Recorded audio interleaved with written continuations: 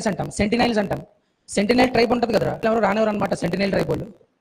దీన్నేమో north సెంటినైల్ అంటాం, దీన్నేమో south సెంటినైల్ అని పిలుస్తాం. సో సెంటినైల్ ఐలాండ్స్ దేనికి మధ్యలో ఉండేది అంటే సౌత్ అండమాన్కి లిటిల్ అండమాన్కి మధ్యలో ఉండేదే సెంటినైల్ ఐలాండ్స్.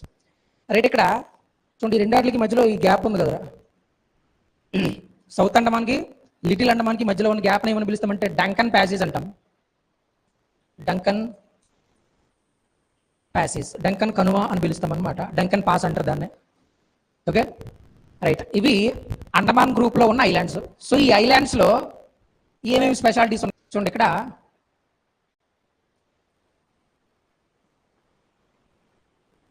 దీన్ని ఏమని పిలుస్తామంటే శాడిల్ పీక్. అండమాన్ నికోబార్స్ మొత్తం మీద హైయెస్ట్ పీక్ ఏదంటే శాడిల్ పీక్ అని చెప్పుకున్నాం కదా, అది ఎందులో ఉంటుందంటే నార్త్ అండమాన్లో ఉంటుంది. Okay, saddle peak. ముందుకు వచ్చేవనుకో ఇలాగా ఈస్ట్ సైడ్ ఇక్కడ ఒక వాల్కన్ ఉంటుంది అనమాట, దీన్నే నార్కొండం అని పిలుస్తాం. Narcondam, volcano Narcondam. Okay, so north అండమాన్కి సంబంధించి స్పెషల్స్ ఏవంటే ఇవే. నార్త్ అండమాన్లో శాడిల్ పీక్ ఉంది, నార్త్ అండమాన్కి ఈస్ట్ డైరెక్షన్లో ఏముందంటే నార్కొండం వాల్కన్ ఉంది. రైట్, ఇప్పుడు మిడిల్ అండమాన్ కోసం మాట్లాడేవనుకో నువ్వు, ఇందాక ఆల్రెడీ ఏం చెప్పానంటే మొత్తం అండమాన్ నికోబార్ మొత్తం మీద లార్జెస్ట్ ఐలాండ్ ఏదంటే మిడిల్ అండమాన్ చెప్పుకున్నాం.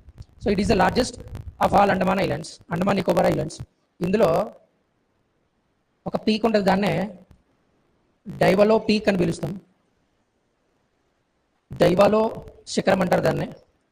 ఈ మిడిల్ అండమాన్కి ఇలా ఈస్టర్న్ డైరెక్షన్లో వెళ్తే ఇక్కడ ఒక వాల్కన్ ఉంటుంది, ఇక్కడ ఒక అగ్నిపర్వతం ఉంటుంది, దీన్నే బారెన్ అని పిలుస్తాం.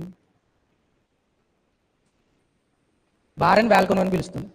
ఓకే, నార్త్కి స్ట్రైట్గా ఉన్నది నార్కొండం, మిడిల్ అండమాన్ స్ట్రైట్గా ఉన్నది బారెన్ వాల్కన్ అని చెప్తాం అనమాట. Okay right.